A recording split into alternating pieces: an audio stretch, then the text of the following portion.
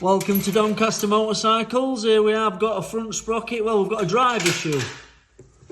This bike's in gear. And you see the shaft in the centre, that bolt should rotate with the sprocket. What are we going to find when that's whipped off?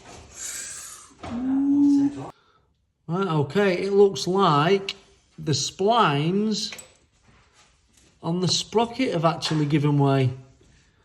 I think that's a first. Has anybody else had this kind of situation? I think it's a first for us, isn't it?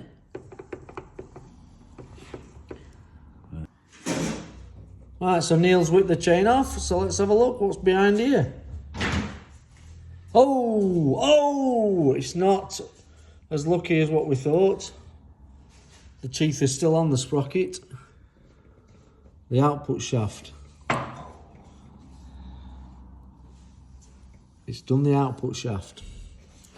Oh dear.